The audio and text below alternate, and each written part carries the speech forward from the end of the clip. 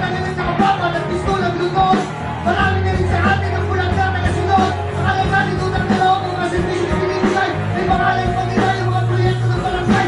Tayo ang nagpagin na pangyarihan mula sa mga boto natin. Kaya mga lider dapat na may utang na loob sa atin. Wala mo yung pilos na pilit, naniniwala ka. Pero may di pa rin, itanong mo lang sa kanila. Hindi ako nagmamagaling, hindi ako nagmagtago. Gusto ko lang sabihin, kung ano talaga ang totoo. Tayo ang kaamo, kaya natin ako ng servisyo publiko. Kahit trabaho nila ang magbibot sa mga tao.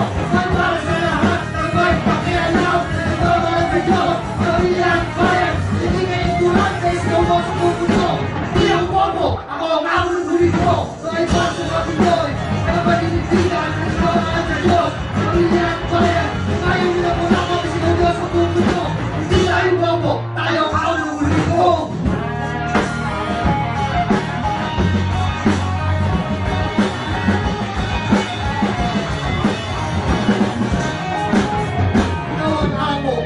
Dahil ikaw ang nagpapasweldo, babayad ka ng buwis kahit wala ka pang trabaho.